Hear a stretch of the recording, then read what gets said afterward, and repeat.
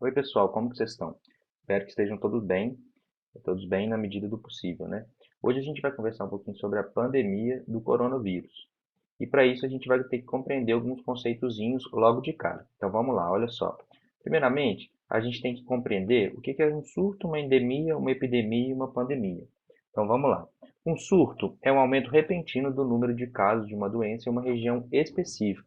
Então, por exemplo, a gente pode ter, para a gente pegar a título de exemplo aqui no nosso país, um surto de dengue num determinado bairro da cidade de Belo Horizonte. Isso é caracterizado como um surto.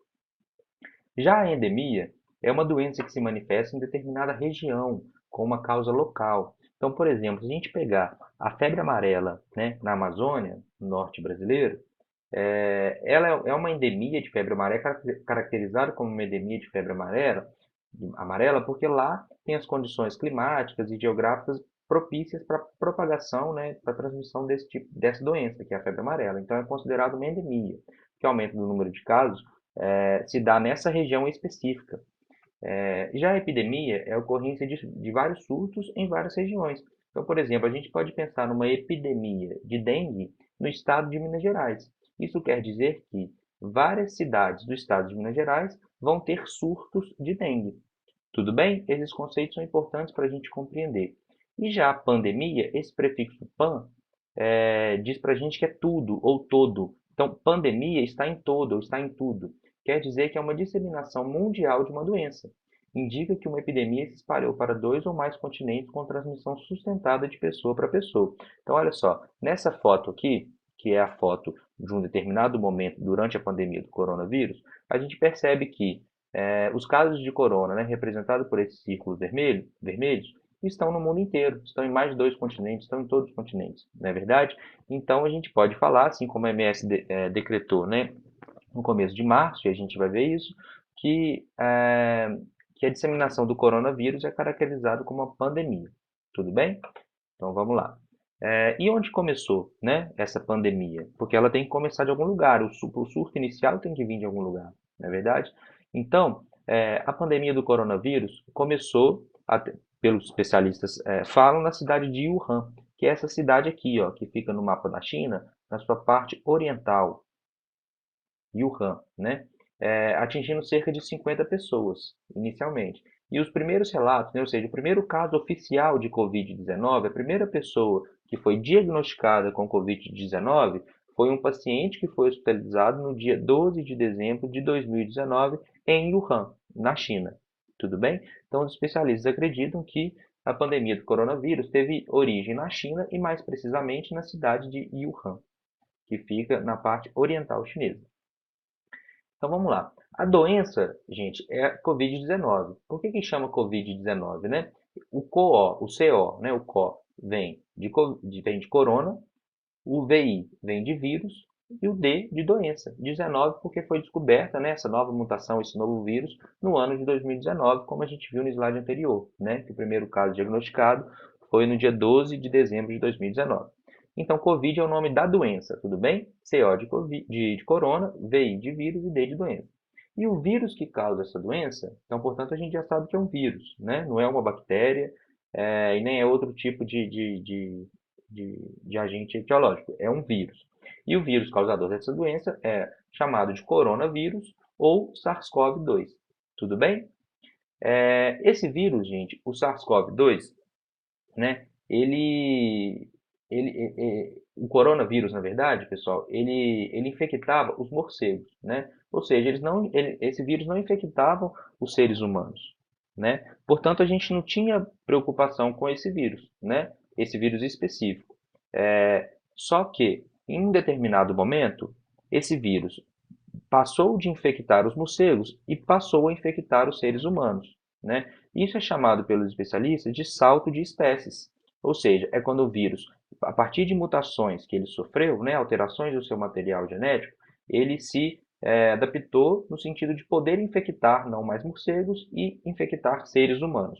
Tudo bem? Então aqui nessa foto a gente tem uma ilustração do vírus, e aqui a gente tem que esse vírus, né, infectava inicialmente morcegos, dando esse salto de espécies, passando a infectar os humanos. Então vamos lá. Para a gente fazer um apanhado geral assim, sobre a doença em si, o que esse vírus causa, né? Esse é um vírus que acomete o sistema respiratório, né? Os pulmões, sobretudo, e causam então febre, tosse e dificuldade para respirar, né? Ou então fadiga também, né? Esses são os principais sintomas que essa doença gera no nosso organismo, né?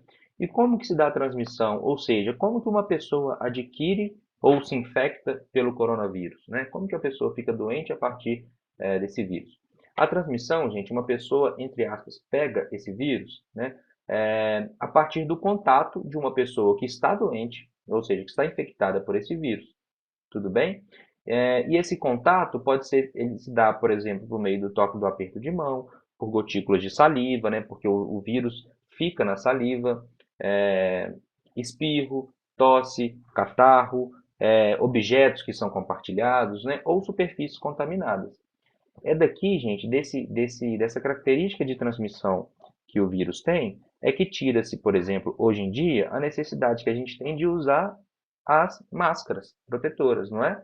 Porque as máscaras vão diminuir a possibilidade de transmissão de gotículas de saliva. Veja bem, elas não impedem, mas elas diminuem a possibilidade da transmissão das gotículas, né?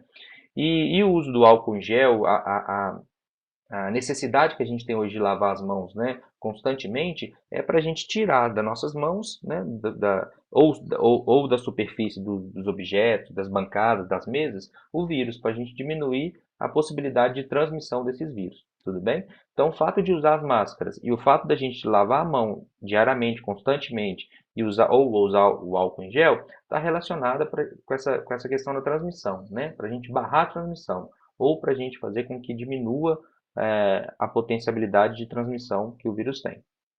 Tudo bem? Então vamos lá. Esses dois conceitos são importantes também, gente, para a gente compreender do porquê o isolamento social é, é uma medida importantíssima, né? Então olha só, tem dois tipos de transmissão: a transmissão local e a transmissão sustentada ou chamada também de comunitária. E vamos ver em que elas se diferem, em que caracterizam cada uma delas. A transmissão local são os casos de pessoas que se infectaram com Covid-19 que não estiveram em nenhum país com registro da doença, mas tiveram contato com outro paciente infectado, que trouxe o vírus de fora do país, né? Então, por exemplo, uma pessoa X teve contato com um primo que viajou para a Europa, esse primo, né, dela que viajou para a Europa, se infectou pelo corona, por exemplo, lá, trouxe esse vírus, né?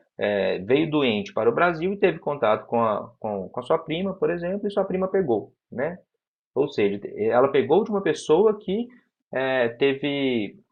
que se infectou em outro país. Essa é a transmissão local. É quando, por exemplo, a prima que pegou do primo, que quando ela chegar no hospital, o médico ou a médica vai saber, vai poder fazer uma ligação, né, do caso dela com o caso da pessoa que passou o vírus para ela, sabendo que essa pessoa viajou ou esteve no exterior.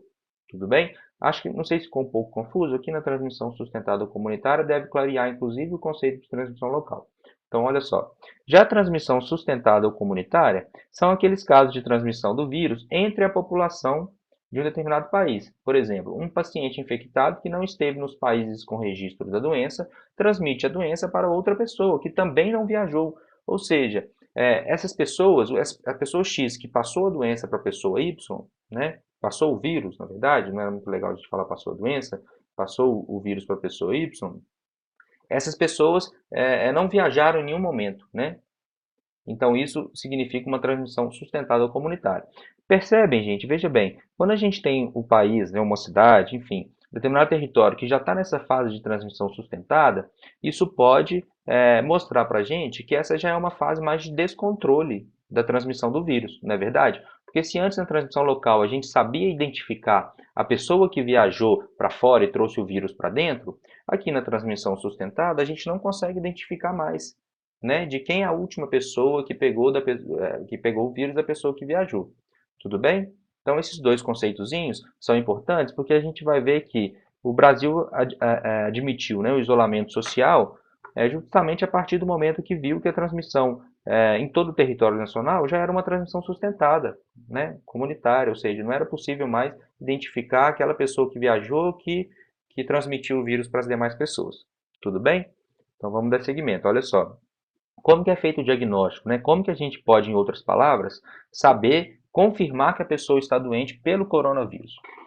O diagnóstico ele se dá então a partir dos sinais e sintomas, né? Ou seja, aquilo que a gente já tinha falado nos slides anteriores, a partir se a pessoa estiver apresentando fadiga, tosse, né, cansaço, se tiver aqueles sintomas que o vírus causa no nosso corpo, né, no nosso organismo, mais o teste laboratorial para confirmação.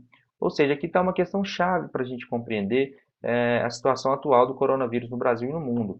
A gente só pode oficialmente considerar uma pessoa doente, né, a partir do coronavírus, se essa pessoa fizer um teste que vai confirmar que ela é portadora do vírus, ou seja, que ela está doente, que é um caso de coronavírus. Tudo bem?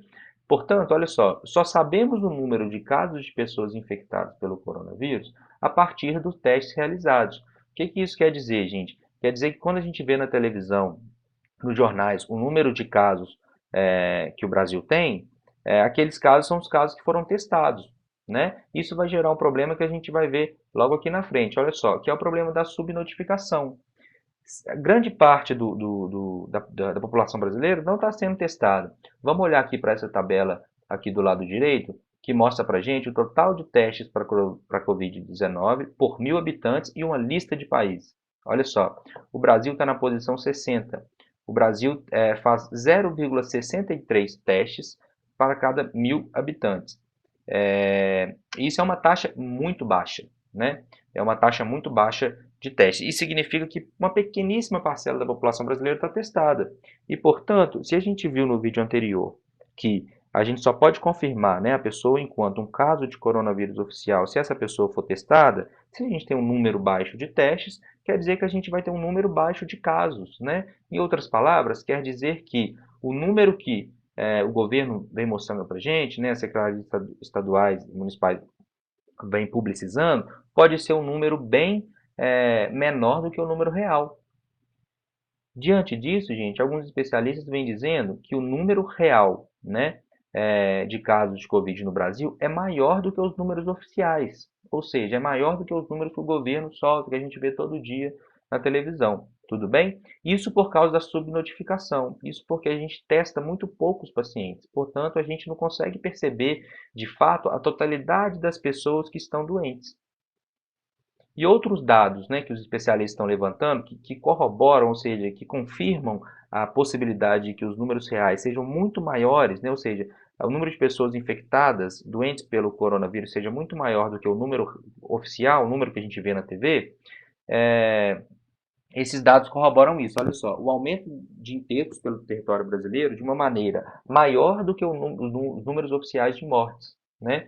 E também o aumento do número de pacientes portadores dessa doença, da SARS, né? Que está relacionada com a Covid-19.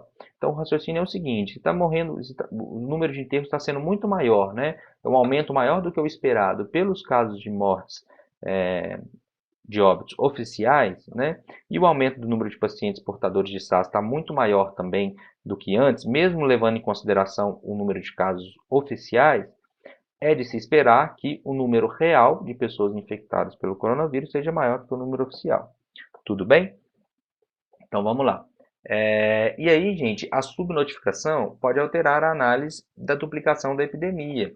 O que significa alterar a análise da duplicação da epidemia, né? Basicamente, os especialistas, nessa curva aqui, que está nesse gráfico, eles tentam perceber, com seus estudos, de quanto em quanto tempo o número de casos duplica, né? Então, por exemplo, se o número de casos duplica de 3 em 3 dias, se antes tinha 200, passa 3 dias tem 400, depois tem 800, a partir desses números, né, o governo, o Estado, a sociedade civil de maneira geral, pode ter noção do tamanho da transmissão, do tamanho da reprodução, né, do aumento do número de casos e da situação de saúde pública do país, né?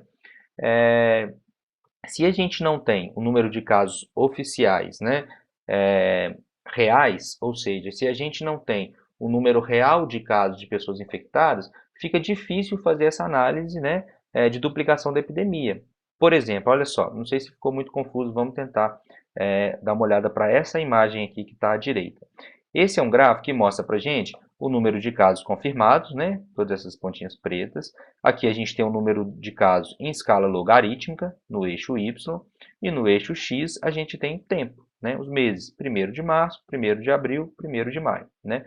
Perceba que o número de casos no Brasil, ele veio aumentando, né? De maneira exponencial, até o momento que a curva deu uma pequena caidinha e continua acelerado, não é verdade? Esse gráfico, os especialistas fazem a partir dos números oficiais, né? E não dos números reais. Essa última atualização desse gráfico foi feita no dia 12 de maio, né? O dia que eu estou gravando esse vídeo. Então percebam que esse tipo de estudo é muito importante para a gente ver qual que é a real situação da epidemia no país, mesmo que esses números podem estar mascarados, né, pela subnotificação, que é que a gente conversou logo anteriormente. Então, gente, enfim, para concluir, a evolução dos números oficiais informa hoje sobre a dinâmica de notificação, não da epidemia de forma mais verídica, tudo bem? Justamente pelo fato de que os números oficiais podem estar subestimados, ou seja, podem ser menores do que a situação real, justamente pelo fato de que a gente testa pouco a população brasileira e, portanto, a gente tem uma grande subnotificação. Tudo bem? Se ficar alguma dúvida nesses termos e tudo mais, me mandem perguntas que a gente vai conversando. Olha só, esse gráfico foi mostrado muito no começo da epidemia e é importante para a gente entender do porquê do isolamento social. Olhe bem, aqui no eixo Y, vamos olhar aqui vamos olhar as partes pormenores do gráfico. Aqui no eixo Y, a gente tem o número de casos de uma determinada doença, né, de uma epidemia. No caso que a gente está pensando é o coronavírus, a pandemia de coronavírus, né? Então, no eixo Y, o número de casos de uma doença. No eixo X, a gente tem o tempo desde o primeiro caso. Então, por exemplo, aqui no tempo 0, no tempo 1, a gente tem o primeiro caso. Então, como que funciona uma epidemia? Os números de casos vão aumentando, né? Numa curva parecida com a curva do slide anterior, que a gente viu na curva brasileira, né? Então, enfim, numa epidemia genérica, o número de casos vai aumentando até que a gente chegue no momento que é chamada de pico da epidemia, né? E aí depois o número de casos vão diminuindo, tudo bem? E desde o começo da pandemia, né, o que os especialistas vêm falando e as medidas do governo federal, né, do presidente Bolsonaro, vêm sendo contra, né, vem falando ao contrário do que os especialistas sanitários vêm falando, os especialistas vêm falando de que a gente tem que retardar o pico dessa economia, ou seja, a gente tem que achatar essa curva. Achatar essa curva significa fazer essa transformação para a curva que o cursor do mouse está passando agora. Ó. Essa curva maior aqui, ela tem que virar a ser essa curva, tem que passar a ser essa curva menor, né? Em outras palavras, a curva de linha pontilhada tem que passar a ser a curva de linha contínua, né? E qual que é o benefício disso, gente? Achatando essa curva, você alargando no eixo X, né? Essa curva, a gente tem uma maior possibilidade do sistema de saúde dar conta das pessoas que estão doentes. Então aqui entra um outro elemento importante para a gente pensar sobre essa pandemia criticamente. Olha só, nessa linha aqui que o cursor do mouse está passando, nessa linha tracejada branca, a gente tem a capacidade do sistema de saúde, né? No caso brasileiro, a gente tem o SUS, por exemplo. O SUS tem uma determinada quantidade de leitos, né? Uma determinada quantidade de capacidade para tratar a população humana, né? Se a pandemia, se o número de doentes ultrapassar muito essa capacidade do nosso sistema de saúde, a gente vai entrar num caos, não é verdade? Como ocorreu na Itália em certo período da pandemia, né? Que a gente tinha especialistas e médicos falando que na Itália as pessoas estavam escolhendo quem iria morrer, não é verdade?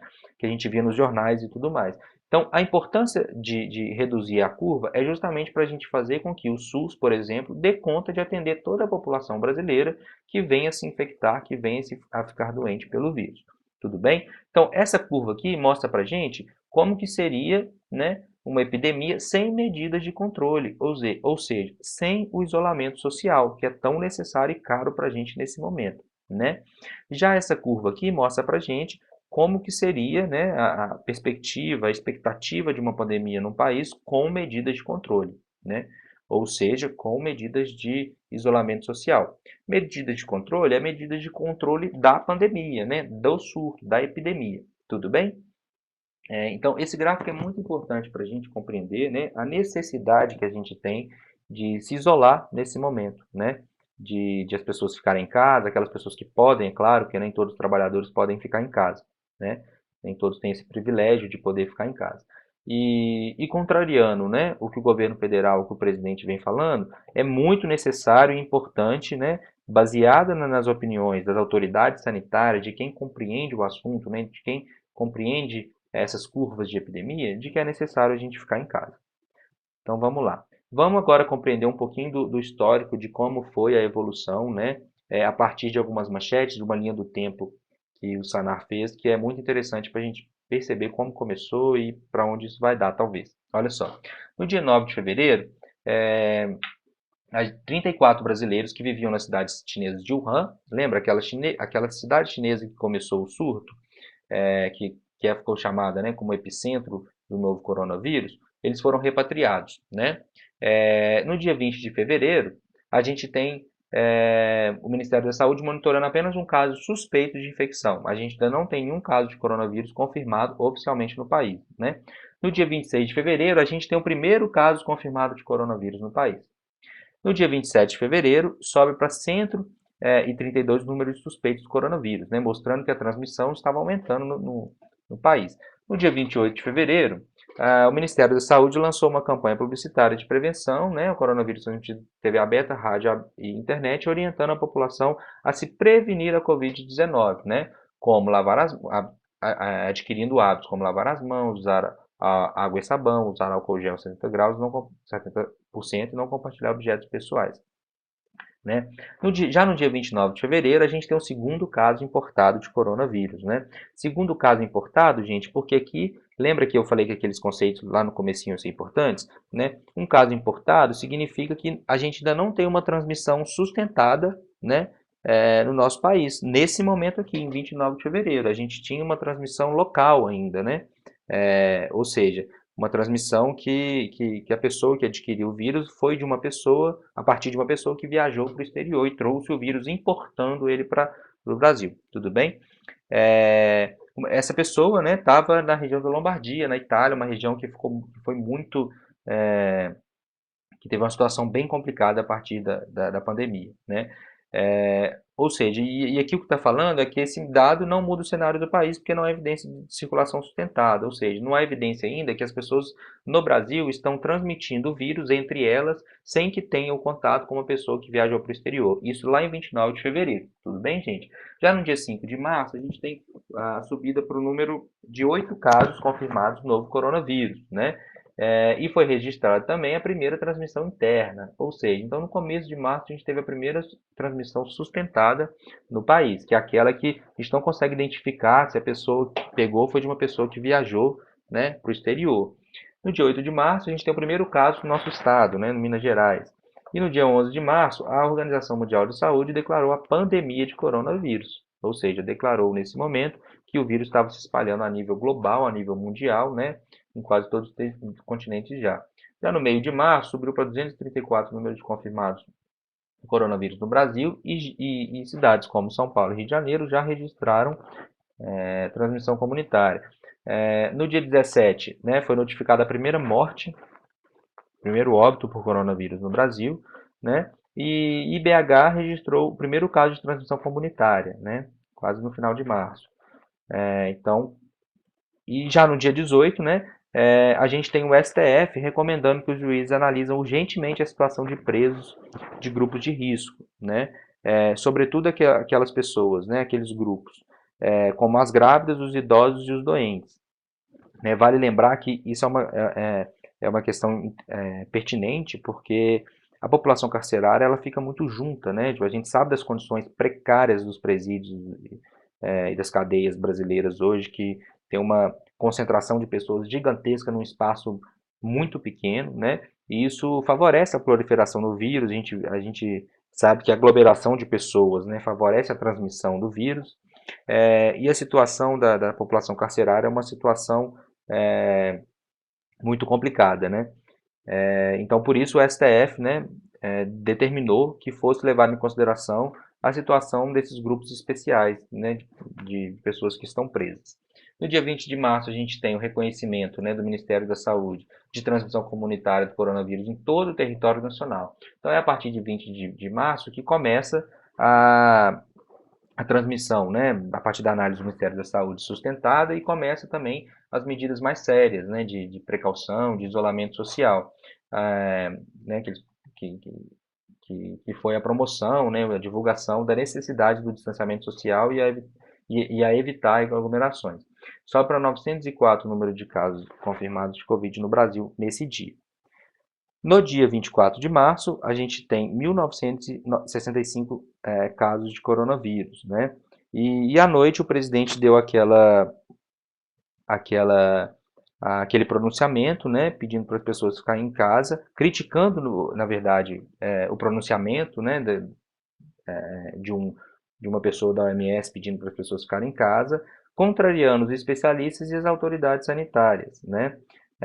E além, o Bolsonaro ainda foi mais foi além do que está colocado aqui, né? Ele culpou os meios de comunicação por espalhar o que chamou de sensação de pavor e disse, caso ele mesmo não contraísse o vírus seria apenas uma gripezinha, né? Ele chamou que já era uma pandemia, que já era uma situação precária de saúde em vários países no mundo e estava se desenhando no Brasil, né? Uma situação muito perigosa também. Ele chamou isso apenas de uma gripezinha. No dia 31 de março, a gente já tem 4.683 casos de Covid.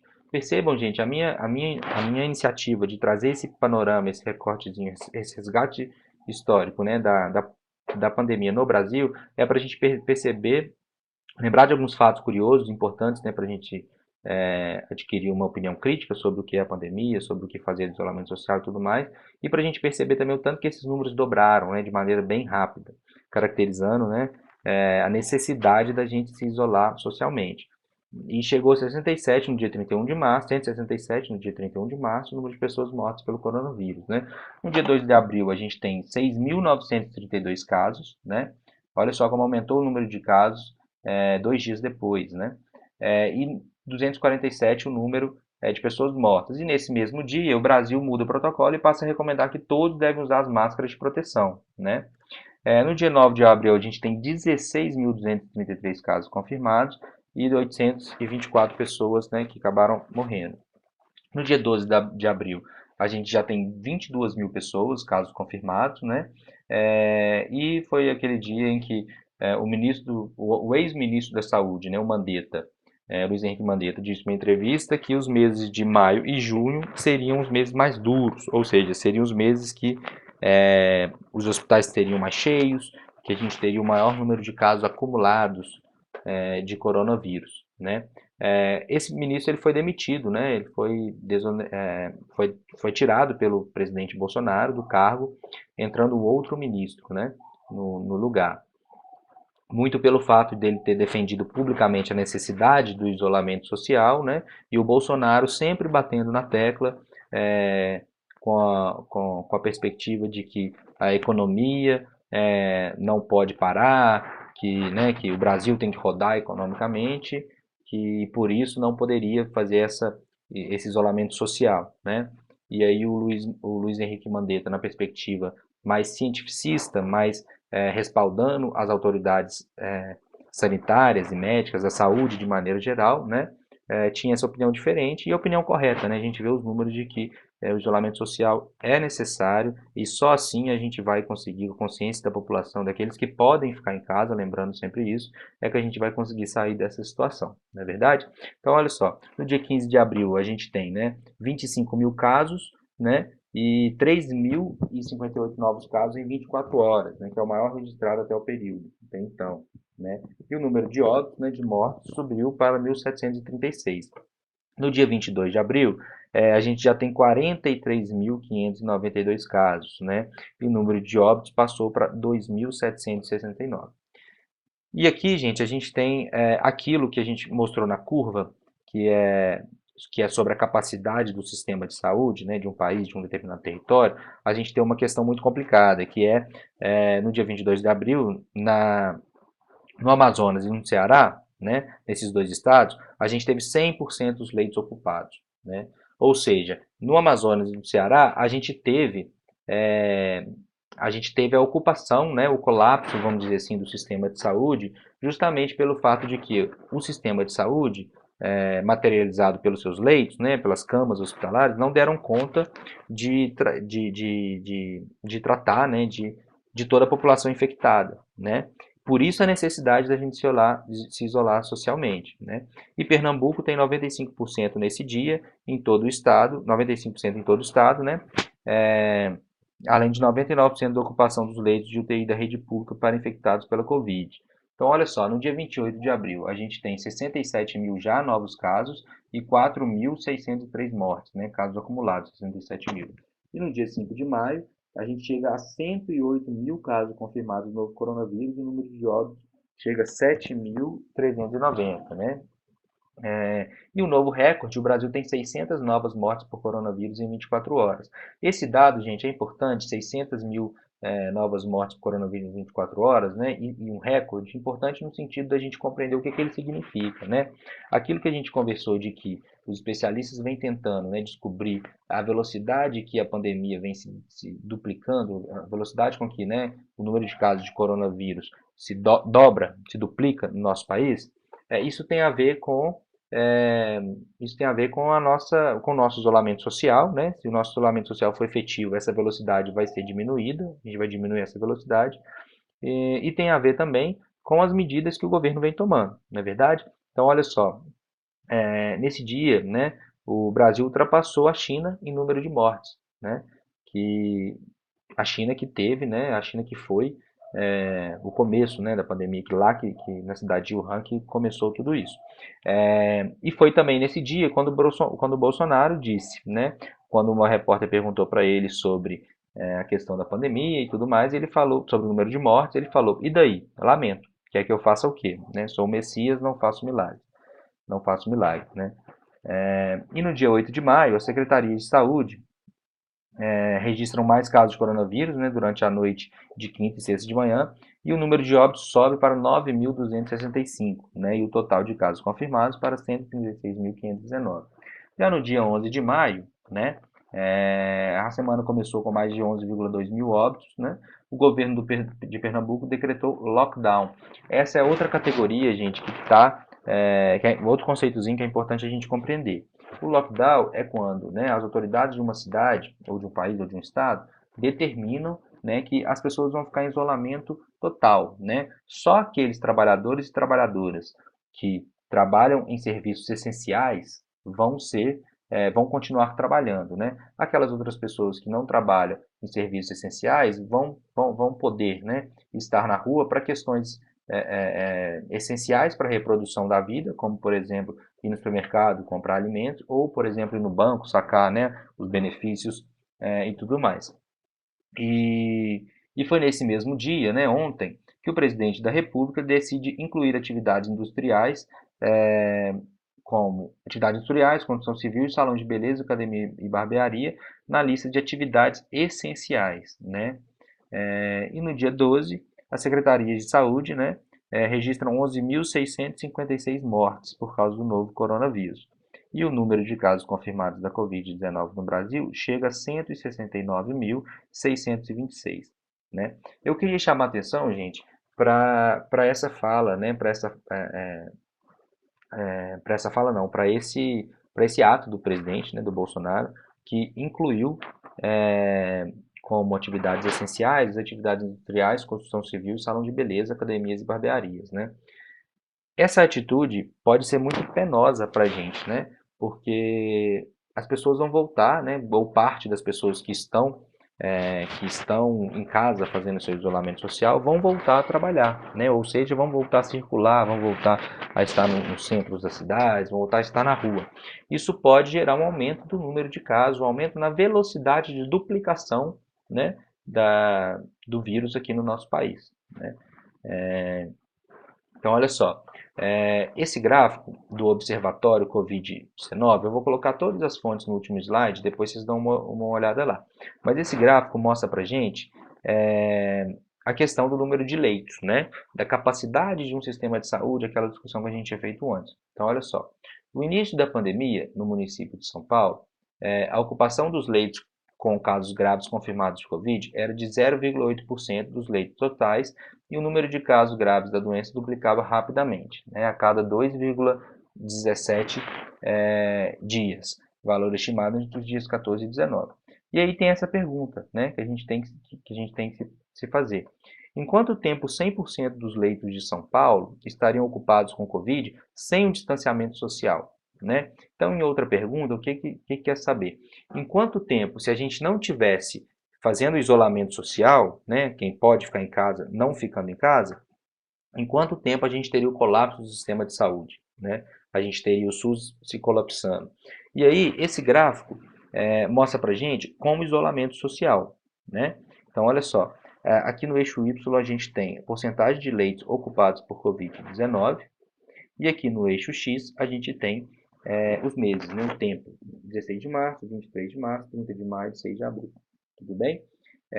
Então, olha só, esses pontinhos pretos, né, são os dados oficiais, né, os dados oficiais, e o amarelo é a projeção, né, é o modelo que os especialistas fizeram e que vem dando certo, essa é a projeção desse modelo no resto do mundo todo, de maneira geral, né, o modelo que eles fizeram para estimar quando chegaria na ocupação, né, no colapso do sistema de saúde. Então, olha só, sem o isolamento, com o isolamento social, melhor dizendo, a gente teria essa projeção. Né? Sem o isolamento social, a gente teria essa projeção. Olha só.